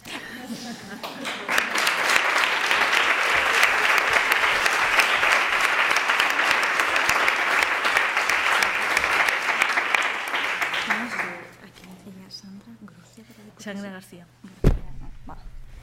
Tanca aquí. Només dir-vos, tenim una mitja horeta per intercanvis. Tenim persones a la fila 0, que és la Núria Balada, directora de l'Institut Català de les Dones. Presidenta, perdó. Sandra García, de la Diputació de Barcelona. Crec que la Marta Cruells no ha arribat, de l'Ajuntament, Vanessa Mendoza, de Stop Violències, la Sílvia Aldavert, de l'Associació de Planificació Familiar de Catalunya i Balears, la Júlia Vega, d'Almudena Cooperativa. Però, aquí m'han passat un paperet. Però, a banda de, òbviament, esteu tots i totes convidats a fer intervencions idealment curtetes, recollirem diverses per poder després començar l'intercanvi. Aleshores us demano això, un esforç de síntesi per a les vostres intervencions, preguntes, addicions, enmiendes, esmenes, etc. que vulgueu. No sé qui té el micro.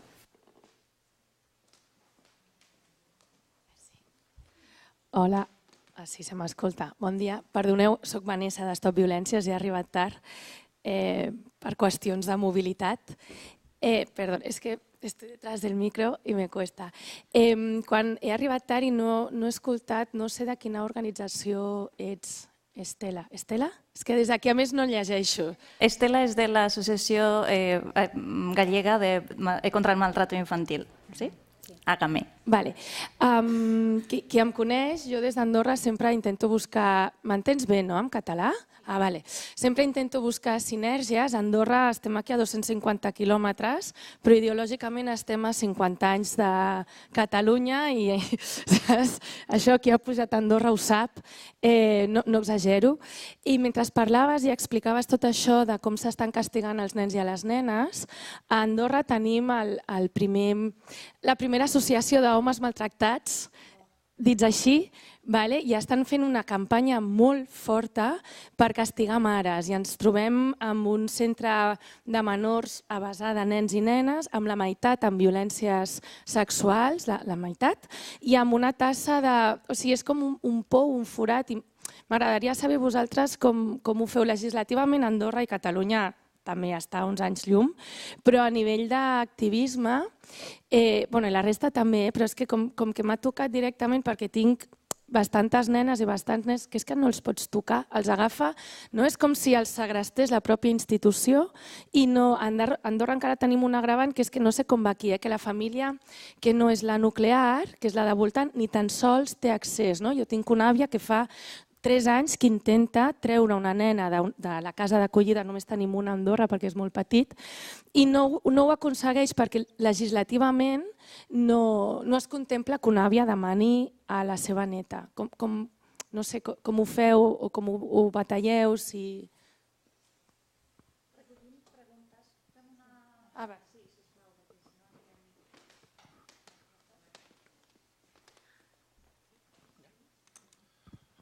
Hola, la pregunta és per la Remei.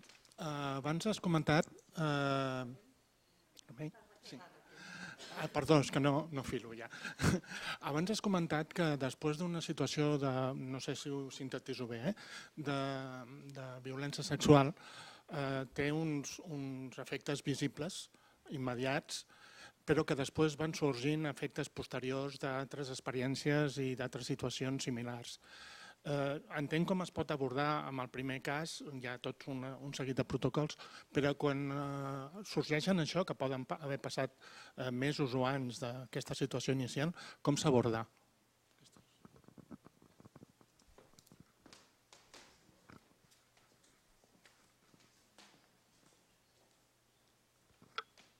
Bon dia. Se sent?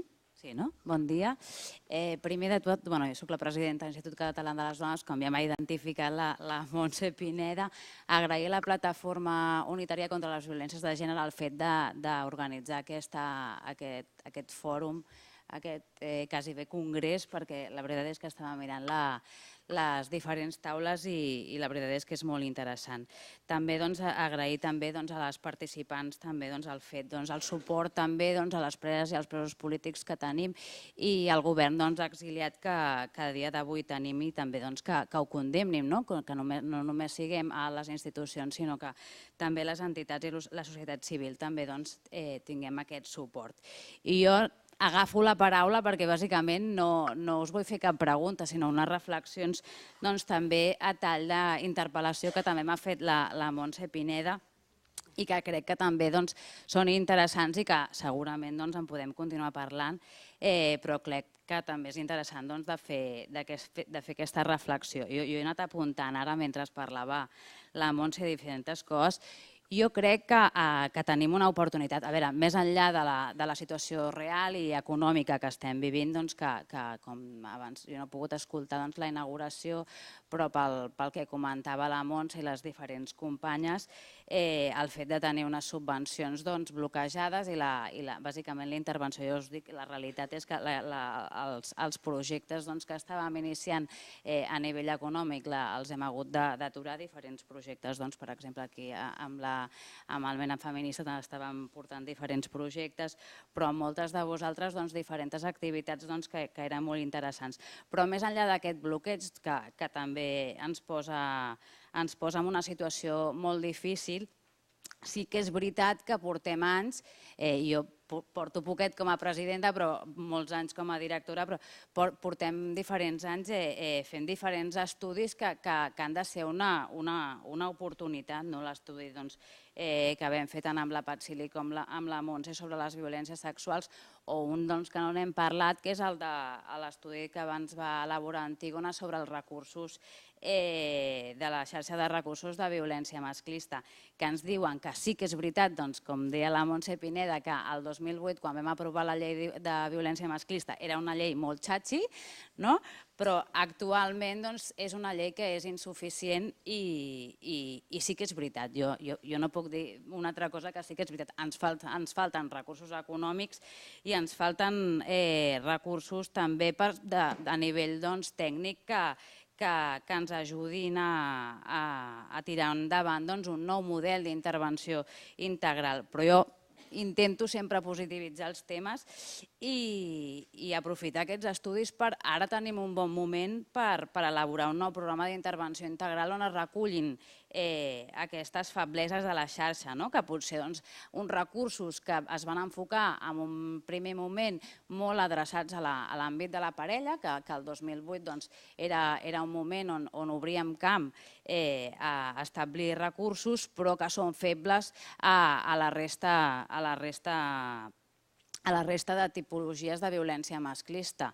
De fet, amb diverses de vosaltres n'he parlat, o sigui, estem fent moltes campanyes de sensibilització a l'àmbit de la violència sexual i després on adrecem aquestes dones que cada vegada més, i aquests infants que cada vegada més identifiquen el que és violència sexual, perquè si només posem el focus, però si després no tenim uns recursos on realment fer aquests processos de recuperació, també acabem revictimitzant a les dones que pateixen aquesta violència sexual.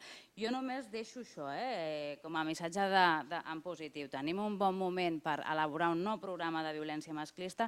L'any que ve fem 10 anys de la llei de violència masclista, on es pot plantejar una modificació també parlamentària, esperem que tinguem Parlament, però una modificació parlamentària de la llei de violència masclista.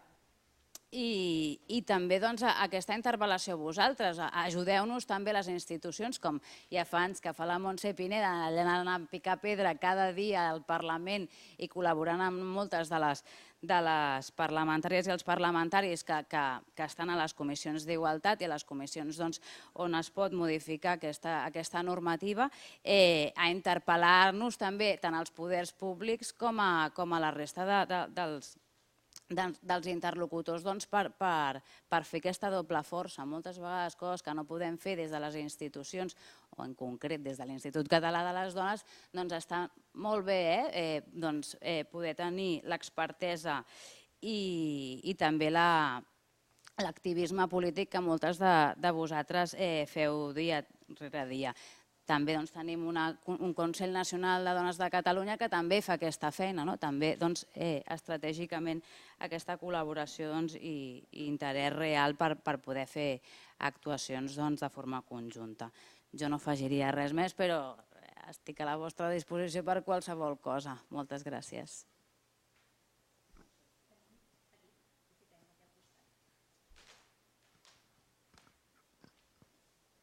Hola, bon dia. Jo em sumo als agraïments i a les reclamacions que ha fet la Núria. Llavors, des de la Diputació de Barcelona, crec que compartim molta de la diagnosi i els reptes que heu posat sobre la taula i, com sabeu, des d'allà nosaltres donem suport als ens locals.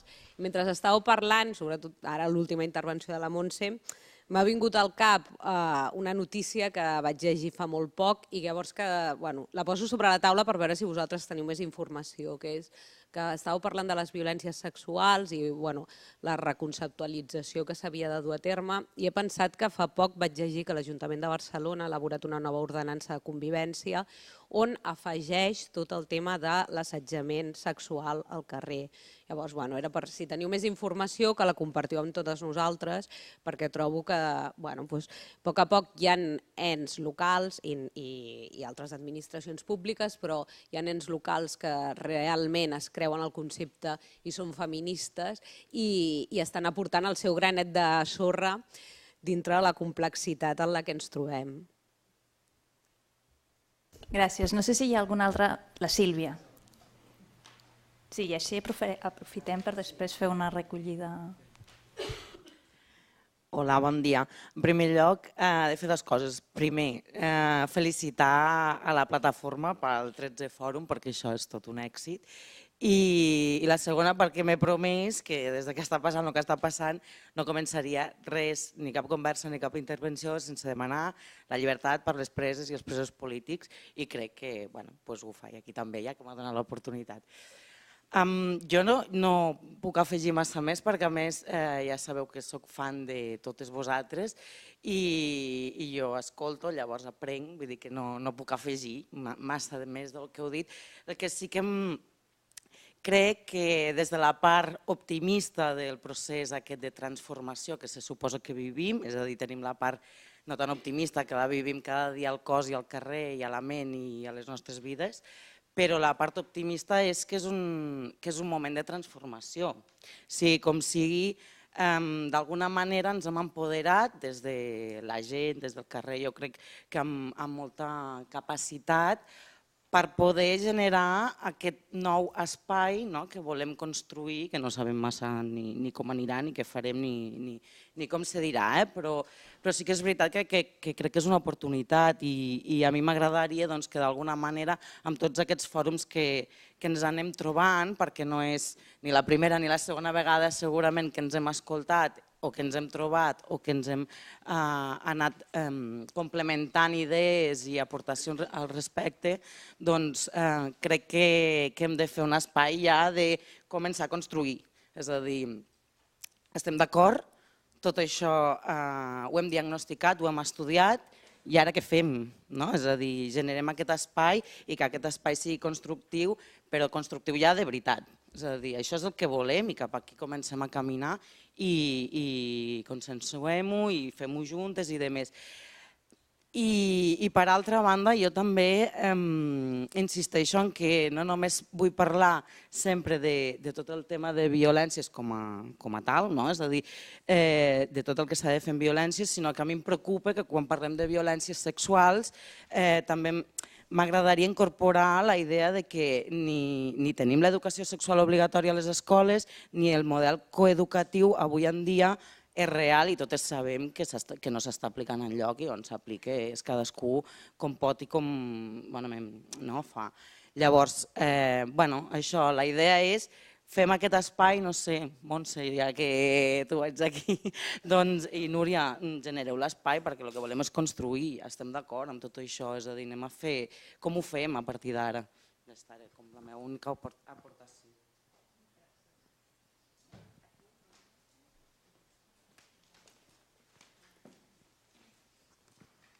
Hola, jo soc Anna, a Dones No Estàndards, i només volia parlar de la invisibilització de les dones amb discapacitat en temes de violència de gènere i de violència sexual també.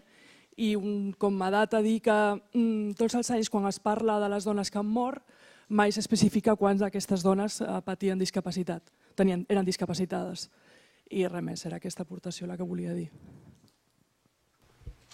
Bueno, moltíssimes gràcies a totes. Les aportacions, les preguntes. Tornem a la taula per fer les respostes de les coses que es puguin, les que no.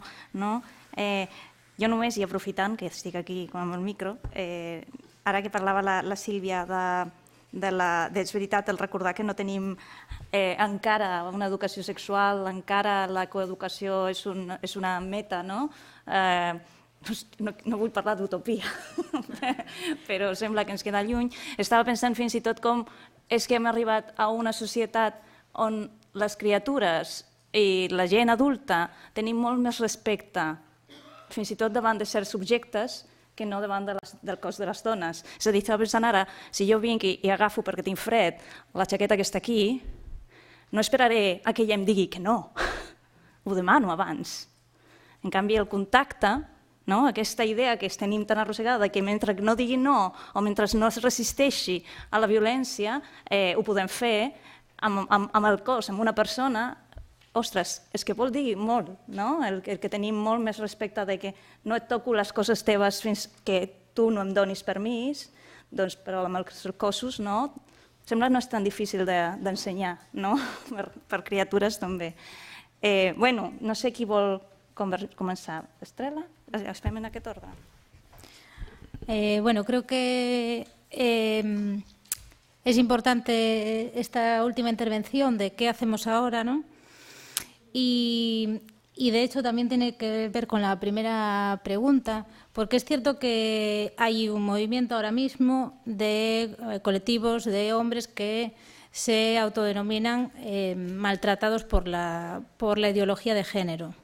De hecho, hace unas semanas nos llegó al correo de la asociación, porque nos mandan cosas así curiosas,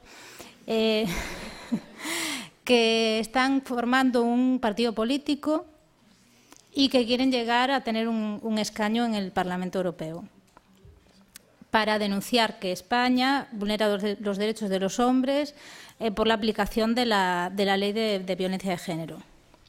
Entonces, hay algo que está muy claro, es que ellos se organizan, quizá porque tienen más medios, es decir, van en plan militar a la de una, tras, allá van, ¿no?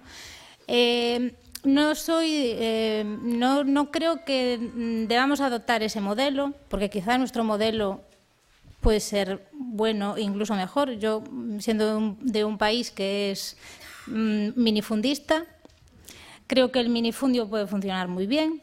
Podemos seguir siendo minicélulas, pero tenemos que conectarnos, ¿no?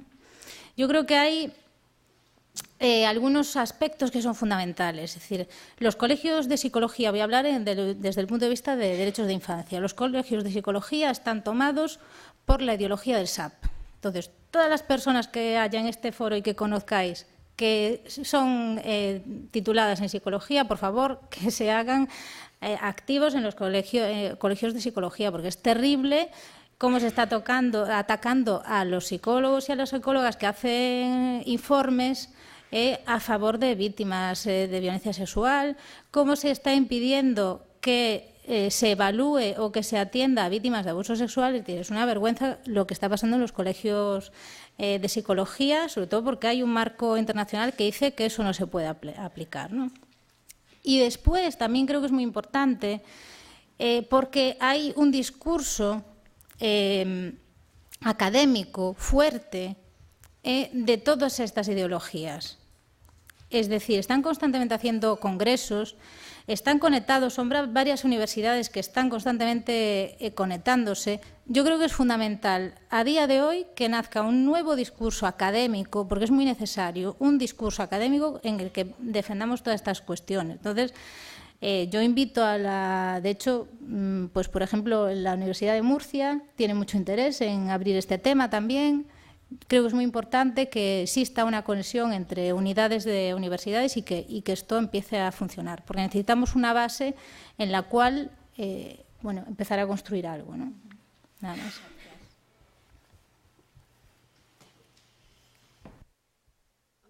No sé si va. Sí. Doncs, em sumo a la construcció i a la necessitat de també aquesta visió positiva, perquè també tot això passa per la nostra corporalitat, no? Tota l'ansietat i la ràbia i la indignació que estem vivint aquests dies, doncs és necessari també posar aquesta part de la cura que ens aporta el feminisme i de la construcció. En relació a la pregunta, quan feia aquesta divisió dels efectes visibles en un primer moment i després l'emergència de records quan ja hi ha quan passa un temps, per exemple, em feia recordar casos que han passat per Tamaia, de com aquests efectes visibles no sempre estan vinculats a la violència sexual, sinó que després es dona aquest nom. I podem parlar de trastorns d'alimentació, podem parlar de configuració corporal, fins i tot. Per exemple, recordo una dona que em deia que havia entès que la seva obesitat era una manera de protegir-se de la mirada masculina. Per exemple, també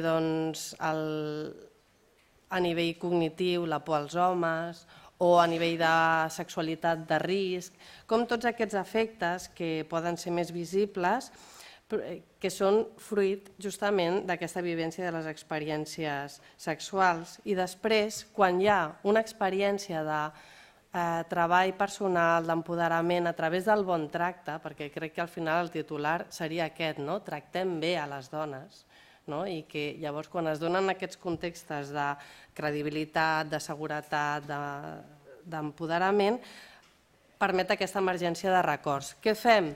En cada cas és individual, perquè, per exemple, sí que és necessari el treball especialitzat, en perspectiva de gènere, en mirada feminista, com molt bé es deia, ojo amb tots aquests altres serveis que estan donant unes mirades que justament són victimitzadores, i després el tema de la denúncia s'ha de mirar en cada cas, perquè en principi les denúncies haurien de ser reparadores, reparar aquell dany i que la societat pugui realment reparar aquella dona que ha patit això. I en canvi l'experiència pot ser molt més victimitzadora, per tant és necessari també valorar en cada cas concret. Si responc.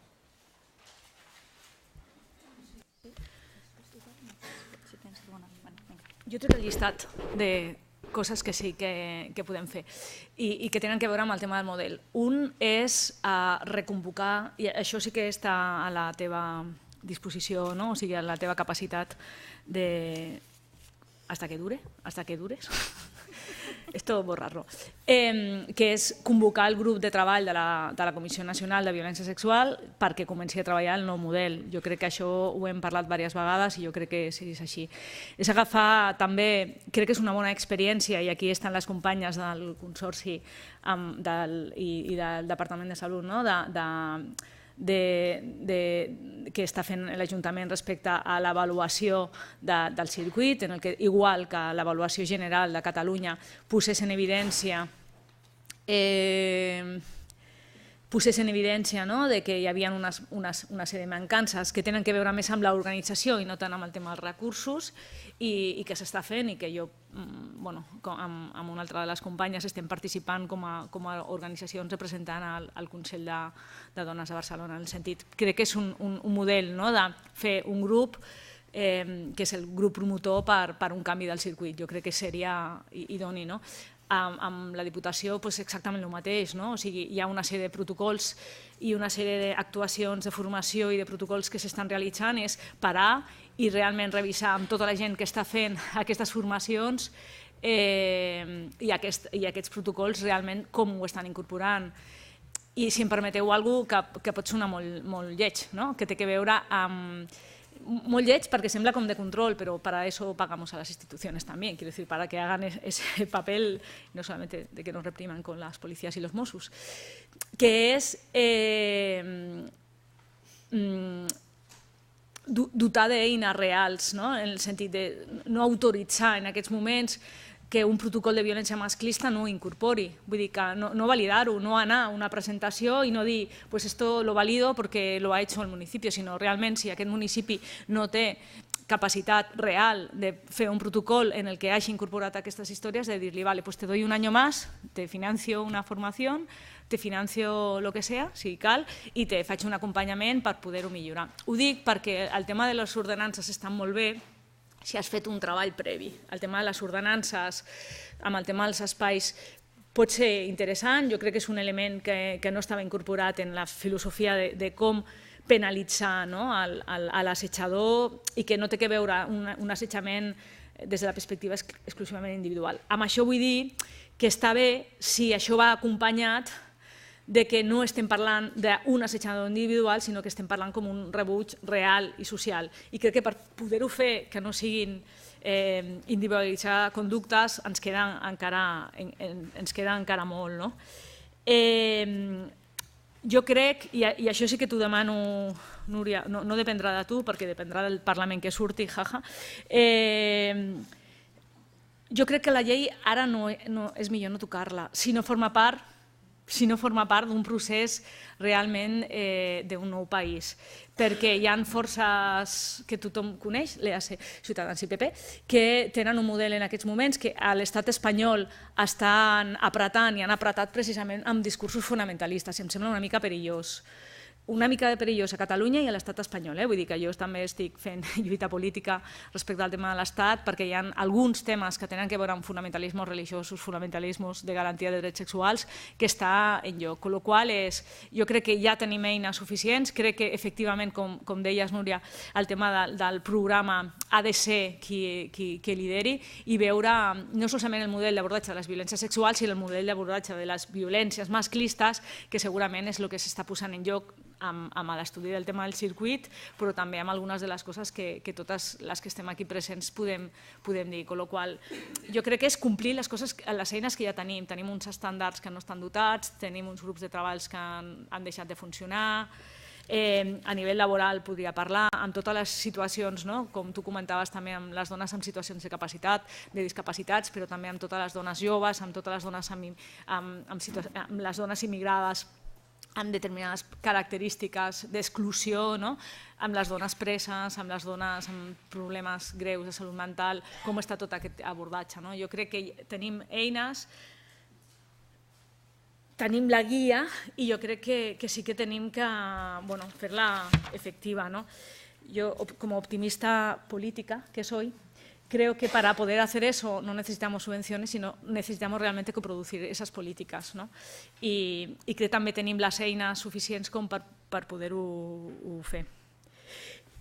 Una de las cuestiones, y con esto acabo, por ejemplo, en el Parlamento de Cataluña, lo que te comentaba con el tema de que sí hemos conseguido, algunas de nosotras que hemos estado detrás y algunas compañeras que están aquí, incluida Pachiri y otras compañeras que están en la sala, hemos conseguido que sí que el Parlamento de Cataluña, con la aprobación de todos los grupos parlamentarios, realmente el tema de los abusos sexuales, de las agresiones sexuales, se pusiera en valor de que no tenían que estar bajo la licencia del SAB, pero aquí también está Laia Rossi, que también puede hablar como el colegio, las dificultades que tiene el Colegio de Psicología de de Cataluña, que creo que a lo mejor estaría bien, porque sí que hay una reacción también por nuestra parte, ¿no? Pero como decía Pachili, tenemos un cine de derechos humanos que va a presentar una película que es lamentable, ¿no? Un corto, y que ya tienen partido político, que es Vox. Quiero decir,